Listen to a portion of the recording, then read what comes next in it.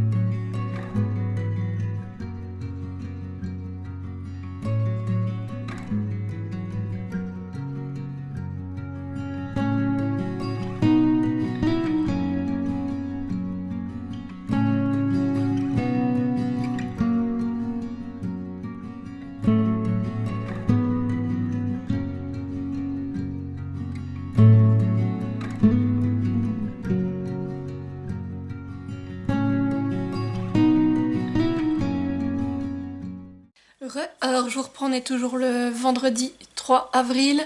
Là il est 7h du soir. On a été faire notre promenade. Avant ça, je vous ai fait quelques rushs. Je sais que hier j'avais prévu d'aller faire quelques courses vu qu'aujourd'hui c'est férié en Suisse. Et au magasin je suis tombée sur des nouilles à ramen K-pop des Hunter. On a testé ça à midi. Et alors je me suis dit que c'était noté spicy sur l'étiquette, mais je me disais, ouais, étant donné qu'il y avait bien les personnages mis en avant sur les emballages et qu'en plus il n'y avait pas vraiment de piment comme ils mettent en général sur les produits épicés, je me suis dit, ouais, ça doit pas être si fort que ça, parce que je veux dire, quand vous allez au resto asiatique, tout ce qui est un voire deux piments, c'est supportable. Alors je me suis dit, voilà, t'essayes et tu verras bien. Alors j'en ai pris 2 paquets, un pour moi, pour Chéri. On a mangé ça midi. Mais alors, Alors c'était très bon, mais je ne vous les recommande pas si vous n'aimez pas l'épicé parce que disons que ça arrachait. Moi j'ai eu bien du mal à finir, j'ai même pas fini la... Alors j'ai mangé les nouilles mais j'ai pas fini la soupe. C'est Chéri qui l'a fini mais il était tout rouge. Voilà, pour la recommandation des nouilles. Après c'était pas mauvais mais très très fort. Voilà, c'est pas ce que vous préférez. Et sinon donc on est allé marcher après au bord du lac de Lucelle. Donc on n'était jamais allé là-bas. Ça a été une belle découverte franchement.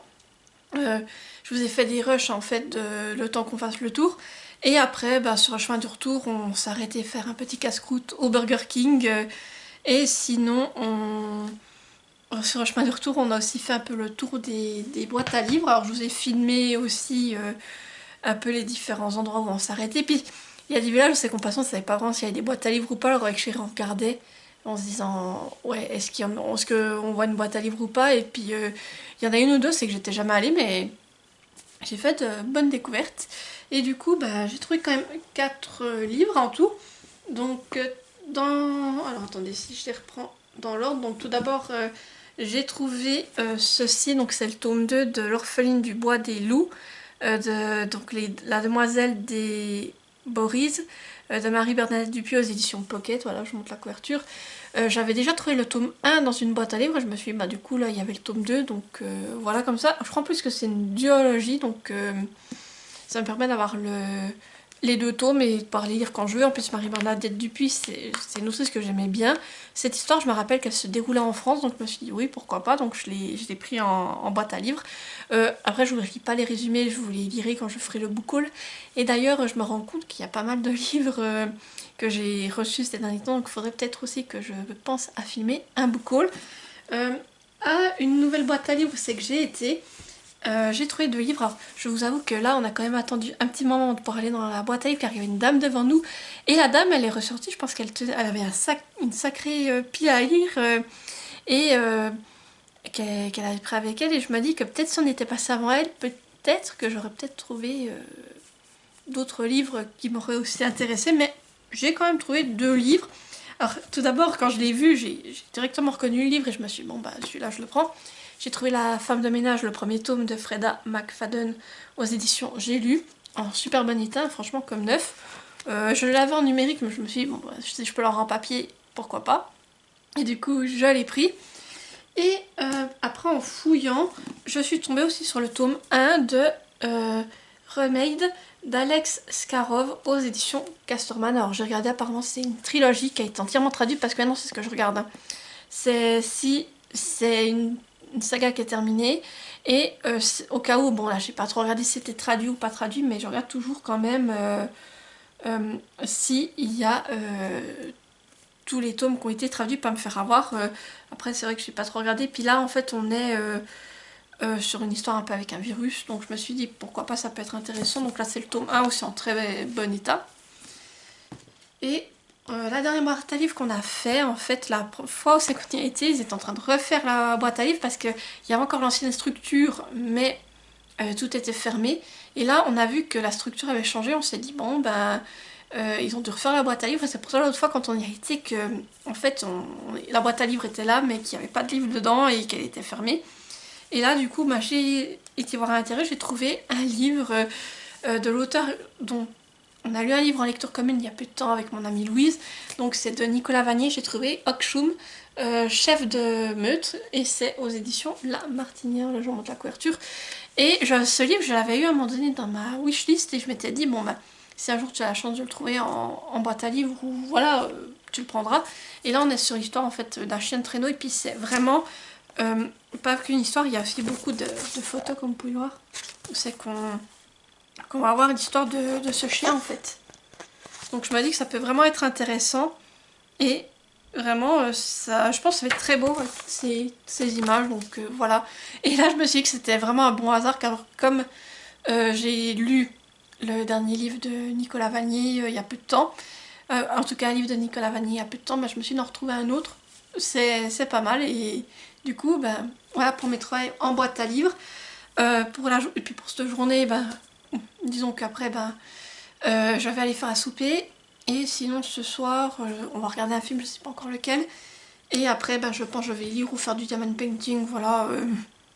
Et sinon, il faut que je vous parle de mes lectures en cours. Alors, je vais peut-être pas vous faire un énorme résumé, mais aujourd'hui, je ferai ça plutôt lorsque je reprendrai de nouveau Fastcam, mais là, je vais juste montrer mes lectures. Alors, tout d'abord, en numérique, je lis Au cœur du paranormal de Jocelyn F. Keller aux éditions Screenéo, je vous le mets ici.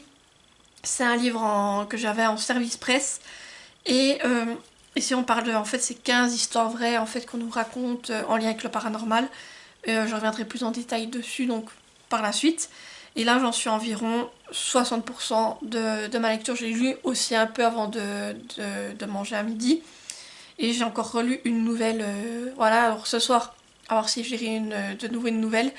Parce que je vous avoue que tout ce qui est paranormal, ça me fait assez peur. Et quand je suis toute seule le soir, j'essaye de pas les lire à ce moment-là. Mais sinon, j'ai commencé également le deuxième tome de Lettres d'enchantement, donc Impitoyable serment de Rebecca Ross aux éditions de Saxus. Donc là, c'est le collector. Là, j'en suis à 180 pages ici à peu près. Et pour le moment, j'aime beaucoup et je suis contente de pouvoir continuer cette saga et d'avoir lu en tout cas la duologie, parce qu'après, il y a un préquel qui est sorti et que j'aimerais aussi me procurer par la suite, étant donné comme j'aime la saga. Et je vous en reparlerai aussi prochainement. Et sinon, un autre livre que j'ai pris pour ce week-end, mais que je n'ai pas encore commencé, mais que j'aime, il faudrait que je m'y mette car j'ai hâte aussi de savoir la fin. C'est le dernier tome du dernier oracle, donc le tome 5, Les promesses de l'aube d'Enora Curtin en auto-édition. Et probablement je ne l'ai pas encore commencé, mais j'espère m'y mettre ce week-end. Et du coup, voilà pour ce premier rush Fastcam. Ouais, deuxième rush parce qu'on compte, si on compte le fait que je vous ai déjà introduit la vidéo. Et du coup, voilà, vous referai quelques rushs de ce qui se passe entre temps. Et je pense que je vous reprendrai demain pour faire un Fastcam, mais je vous en parlerai un peu plus en détail de mes lectures et de comment j'avance. En tout cas, j'espère que vous allez passer aussi un très bon week-end de Pâques. Et voilà, c'est vrai que les vlogs, je me dis que c'est l'occasion de vous refaire un parce que ça fait un long week-end.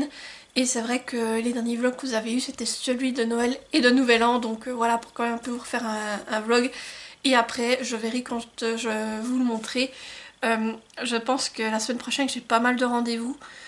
J'aurai pas le temps de vous le monter pour mercredi. D'ailleurs, la vidéo pour mercredi, elle est déjà préparée et programmée sur YouTube.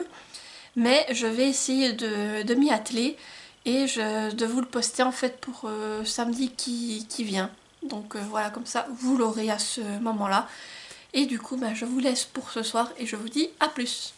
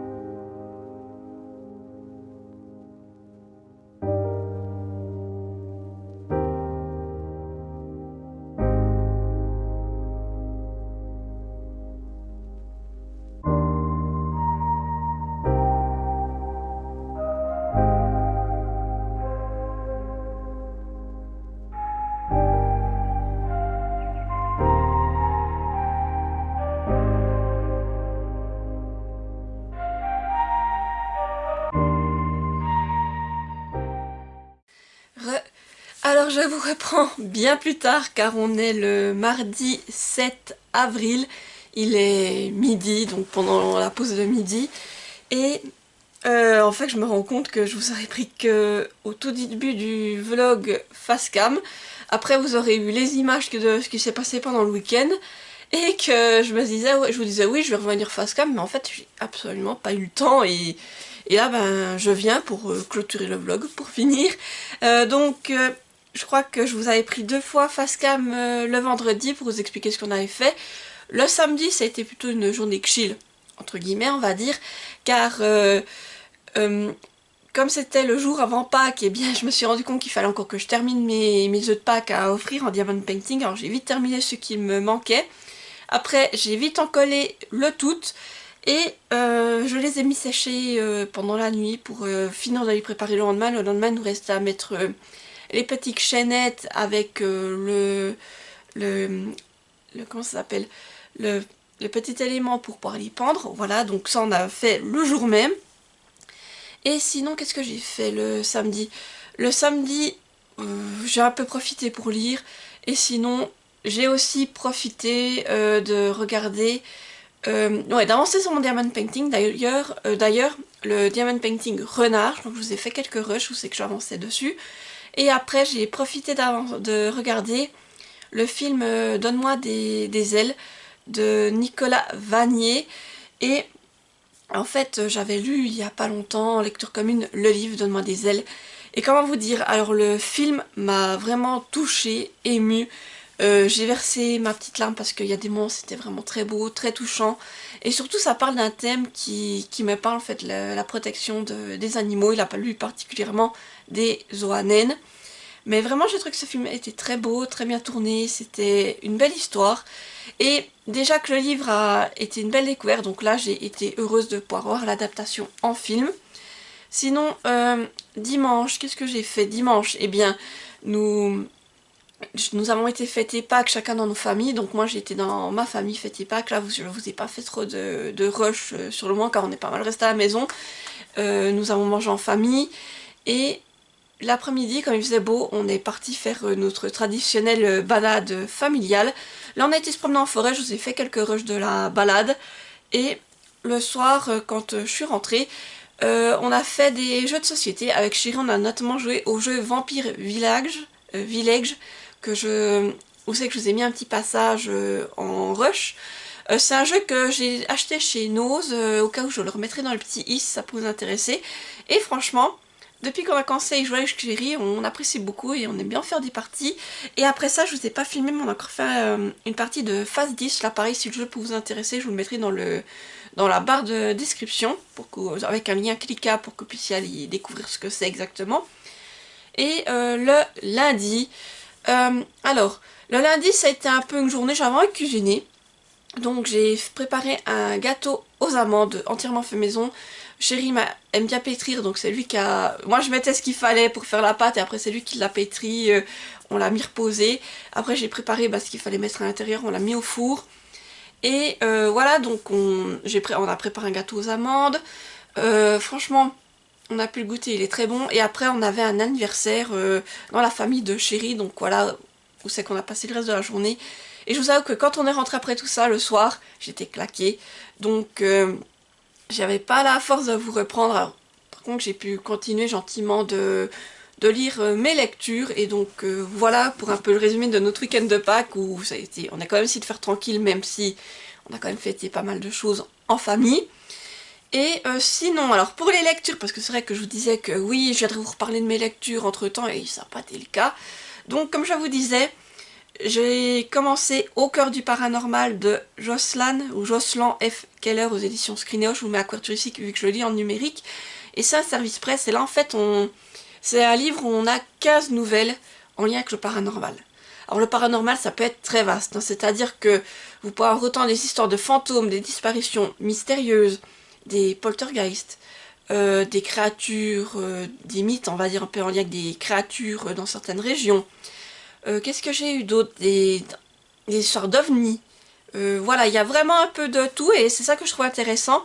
Et comme je vous disais, alors ce livre, étant donné que le paranormal c'est quelque chose qui m'effraie assez, surtout tout ce qui est en lien avec les fantômes, je la lis plutôt soit le soir quand il y a encore quelqu'un qui est réveillé, ou sinon en journée. Et donc là j'ai lu jusqu'à environ 80% du livre, parce que j'ai pas beaucoup pu avancer dans les nouvelles, parce que chaque fois soit tout le monde était couché, je me disais non, on va pas tenter la chose pour te faire peur.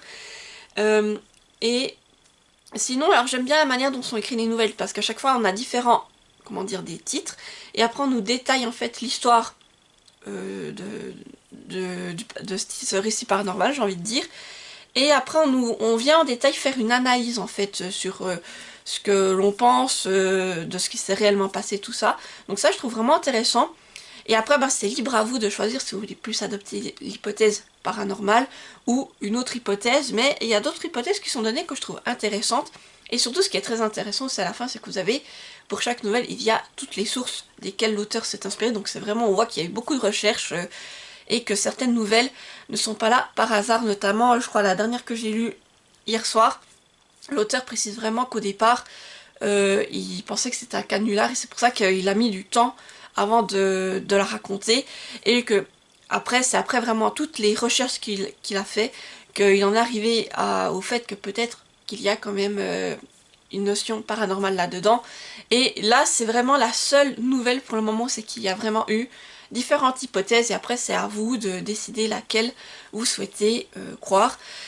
Comme je vous dis, le paranormal, en tout cas tout ce qui est fantôme, esprit, ou bien un esprit qui est lié à un objet, parce que c'est vrai qu'il y a aussi eu la notion d'une poupée, voilà, possédée, c'est quelque chose qui m'effraie assez, car je dois dire que c'est quelque chose que j'ai toujours eu tendance à croire, et il y a quelques années en arrière, j'ai vécu un événement paranormal, et je dois dire que depuis cela, j'ai encore plus tendance à y croire, et surtout ça a encore plus tendance à m'effrayer quand j'en lis. C'est vrai qu'il y a quelques années en arrière, j'étais encore avec mon ex et on était allé dans la maison d'un de ses camarades, de ses amis tout simplement.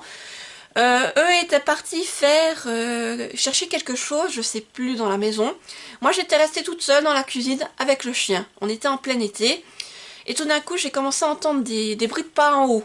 Je me suis dit ben ouais, pas de soucis, c'est eux qui sont en haut, qui cherchent leur truc. Et tout d'un coup, on est en plein été, donc la fenêtre était ouverte et je les entends discuter dehors. Et c'est là que je me dis, tiens, alors si eux ils sont dehors, c'est qui est en haut? Et les bruits de pas ont continué, et à un moment donné, il a commencé à faire très froid dans la cuisine. Alors comme je disais, on était en plein été, il faisait chaud, et tout d'un coup, vraiment, l'ambiance est devenue glaciale. Le chien, tout d'un coup, s'est levé, mais en sursaut, a fixé l'entrée de la cuisine. Moi, j'ai rien vu. Et il a commencé à aboyer comme un fou furieux, en fait, j'ai envie de dire. Je comprenais pas ce qui arrivait, puis je disais, mais calme-toi, calme-toi. Et il suivait, en fait, comme s'il y avait quelque chose qui entrait dans la cuisine. Il fixait quelque chose qui était en train d'entrer dans la cuisine et qui se rapprochait de moi. Tout d'un coup, il a arrêté d'aboyer. Il y avait toujours cette ambiance glaciale au milieu. Et la machine à café qui était juste à côté de moi, elle s'est allumée, elle a tiré un café, alors qu'il n'y avait pas de tasse dessous, et elle s'est éteinte. Et ensuite le chien a recommencé à aboyer, il fixait comme si quelque chose se repartait vers la porte de sortie de la cuisine. Il a aboyé jusque là. Au bout d'un moment, dès qu'il s'est arrêté d'aboyer, l'ambiance est revenue à la normale, j'ai envie de dire, j'ai ressenti de nouveau le chaud. Et par la suite, j'ai de nouveau entendu des pas juste au-dessus. Donc voilà l'histoire. Et je dois dire que sur le moment, j'ai pas percuté ce qui s'est passé. Vraiment, j'ai rien percuté du tout. Est-ce que je me demande aujourd'hui si c'était pas un mécanisme de défense de mon cerveau qui savait très bien que si je tiltais ce qui était en train de se dérouler sous mes yeux, eh bien j'allais vraiment avoir une peur affreuse et vraiment être paniquée à mort. Je sais pas si c'est un mécanisme de défense, mais en tout cas sûrement je n'ai pas tilté. Et c'est seulement quelques heures plus tard, quand on n'était plus dans la maison, que c'est là que je me suis rendu compte de ce qui s'est passé. Je peux vous dire la trouille que j'ai eue à ce moment-là. Je me suis dit, mon Dieu, j'en revenais pas. Et vraiment, j'étais paralysée. Je me disais, mais ouais, je viens de vivre ça et je comprenais pas comment j'avais pu ne pas m'en rendre compte sur le moment. Surtout que dans cette maison, l'ami de mon ex avait déjà raconté des choses bizarres qui s'y étaient déroulées, que lui, il voyait des fois des silhouettes qui se déplaçaient dans la maison, qu'il a entendu les bruits de pas également. Et mon ex qui faisait des travaux aussi dans sa maison, parce que c'était une maison assez neuve en fait, m'avait raconté des choses aussi qui s'étaient passées pendant que lui il était tout seul dans la maison en train de faire ses travaux. Notamment le fait qu'il a entendu une femme hurler dans le couloir alors qu'il n'y avait personne dans la maison. Et une fois qu'il était en train de travailler dans la salle de bain, la douche qui s'est allumée toute seule, qu'il avait rincée. Et quand il avait regardé, il avait clairement vu la poignée du jet de douche qui se resserrait toute seule alors qu'il n'y avait personne d'autre dans la maison que lui. Et par la suite, l'ami en question nous a appris que cette maison avait été construite sur un ancien cimetière, je crois, ou en tout cas il y avait un cimetière pas très loin de où a été construite la maison. Donc bref, en sachant tout ça, vraiment, j'ai flippé à mort. Voilà. Et vraiment depuis, j'y crois encore plus et j'espère ne jamais être reconfrontée à un tel élément parce que je vous dis, j'ai flippé vraiment. Voilà, après, libre à chacun d'y croire ou de pas y croire, mais en tout cas, ce que j'ai vécu, je peux vous dire que je ne l'ai pas inventé et que vraiment je me suis dit tout le long, mais c'est vraiment bizarre ce qui s'est passé. Et maintenant, je suis plus avec mon ex, donc j'ai plus été amenée à retourner dans cette fameuse maison. Et donc j'espère ne plus revivre d'éléments pareils, mais tout ce que je lis dans ce livre, en tout cas quand c'est un lien avec les fantômes, disons que c'est ça que j'évite de lire le soir quand je suis toute seule dans la maison, car je sais que ça va vraiment m'effrayer. Mais en tout cas, je trouve cette histoire intéressante, très variée, vu qu'on aborde différents thèmes. Ça peut être les disparitions mystérieuses, comme vous savez, les poltergeists, des fantômes, les ovnis, tout ça, c'est vraiment très vaste, tout ce qu'on aborde au niveau des nouvelles. Là, je crois que il doit me rester 2-3 nouvelles à lire. Et il y avait vraiment des nouvelles qui étaient intéressantes, car j'ai appris, par exemple, qu'il y a des monuments très connus qui sont en fait hantés, et pas par n'importe qui. Par exemple, la Maison Blanche est hantée, et ce n'est pas n'importe qui la hante. Donc ça, j'ai trouvé que c'était vraiment intéressant. Et voilà, j'apprends des choses, et le fait qu'il y a à chaque fois cette analyse à la fin, je trouve ça très intéressant. Et alors après, ce qui est un peu frustrant pour certaines nouvelles, c'est bien entendu le fait que, voilà, malgré tout, ça s'est déroulé des fois dans les années 70, 80, voire plus récemment. Mais à l'heure actuelle, on ne sait toujours pas ce qu'il y a vraiment eu là-dedans, quelle est la réponse à tout cela. Et notamment, la première Noël, c'est une disparition mystérieuse. Et là, pareil, on se dit qu'à l'heure actuelle, on ne sait pas vraiment ce qui est arrivé à cette personne. Est-ce qu'elle est décédée? Est-ce qu'elle vit recluse de la société? Toutes ces choses-là sont possibles.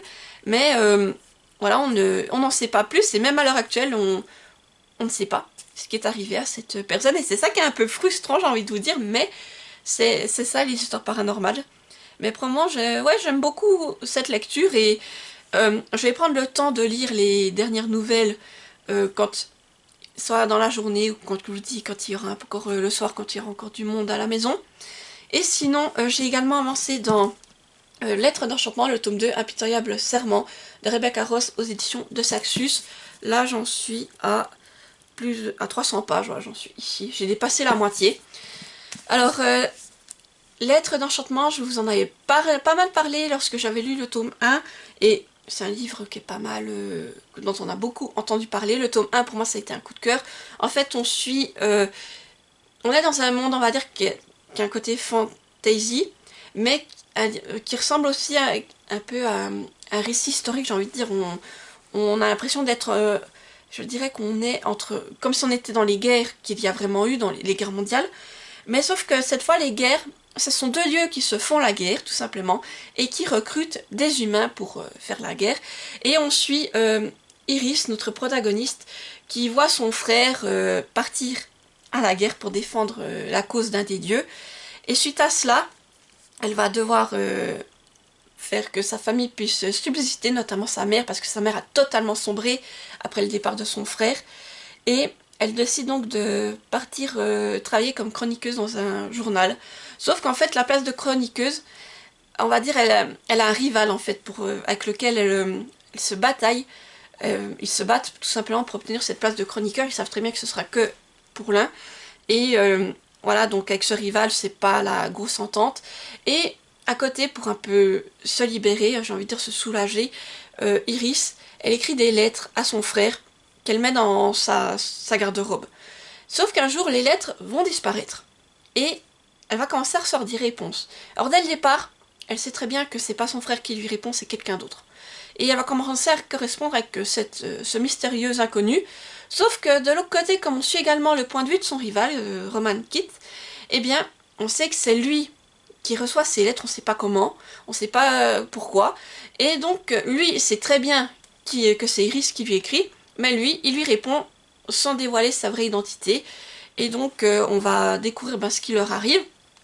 Et donc à la fin du tome 1, il se passe des événements très durs, et voilà, je peux pas trop vous en dire pour ne pas vous spoiler, mais suite à cela, on va dire que la correspondance va reprendre, et c'est ça que j'ai trouvé intéressant que je trouve intéressant dans ce tome 2, la manière dont on retrouve nos protagonistes suite à ce qui leur est arrivé, et aussi le fait, ce qui est très intéressant aussi, c'est qu'on en apprend un peu plus sur ces fameux dieux, notamment avec l'apparition de l'une des deux entités, et on essaye on en apprend aussi un peu plus pourquoi est-ce qu'elles se font la guerre, toutes ces choses-là, et comment ça se fait comment fonctionne en fait l'un des dieux pour recruter ses soldats.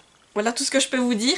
Alors là, pour le moment, j'aime beaucoup ce côté toujours correspondance qui est là. Le fait d'en apprendre plus sur ces dieux et de voir le tournant que va prendre cette guerre, parce qu'on se dit que là, non seulement pour nos deux protagonistes, il y a beaucoup de choses qui vont jouer, et aussi, on voit aussi des créatures fantastiques qu'on a très peu vues juste dans le premier tome, et là, alors on les aperçoit plus, j'ai envie de dire. Et c'est aussi ce qui est intéressant, c'est de voir ces dieux en fait, et de voir pourquoi est-ce qu'ils se font la guerre, et que en fait ils sont pas prêts à laisser leurs différents côtés, que c'est vraiment, faudra que l'un des camps gagne, et voilà la tournure que tout cela va prendre au niveau des humains. Et comme je dis là, c'est vraiment intéressant de se dire mais comment ça va se terminer, parce que là j'en suis à 300 pages, le livre fait, vu que j'ai plus de la moitié, il fait 500, un peu plus de 520 pages je dirais. Voilà, donc c'est intéressant. Je suis toujours embarquée dedans et je suis vraiment curieuse de savoir ce qui va arriver par la suite. Et sinon, je vous avais dit que j'aurais aimé commencer le dernier tome du dernier oracle, le tome 5, donc la promesse de l'aube d'Edora Curtin. Malheureusement, j'ai pas lu énormément pendant ce long week-end et je n'ai pas eu le temps de le commencer, mais bon, il fait partie de mes prochaines lectures et vous allez le voir passer tout bientôt. Voilà donc pour ce qui est du point lecture, pour ce qui est de ce vlog de Pâques. J'espère qu'il vous aura plu. N'hésitez pas à me dire en commentaire ce que vous en avez pensé, ce que vous avez fait de votre côté, si vous avez fêté Pâques en famille. J'espère en tout cas que vous avez passé aussi de joyeuses fêtes de Pâques. Et si vous êtes trop timide pour laisser un commentaire, vous pouvez mettre un emoji. Donc là, vous pouvez me mettre un emoji lapin de Pâques pour la période de Pâques, un emoji œuf en lien avec les diamond painting. Ou sinon, vous pouvez me mettre un emoji de feuilles, de fleurs, en lien avec la nature, vu qu'on a été se promener également. Et sinon, comme d'habitude, n'hésitez pas à mettre un petit pouce en l'air pour soutenir cette vidéo, à activer la petite cloche pour ne pas rater celles qui vont suivre, et à vous abonner car ça soutient la chaîne et ça permet à d'autres personnes de la découvrir. Et moi, je vais monter ce vlog, je pense que j'aurai pas le temps de vous le préparer pour mercredi. De toute façon, la vidéo de mercredi, comme je vous l'ai dit, elle est déjà prête. Mais je vais essayer de vous le monter pour samedi qui arrive.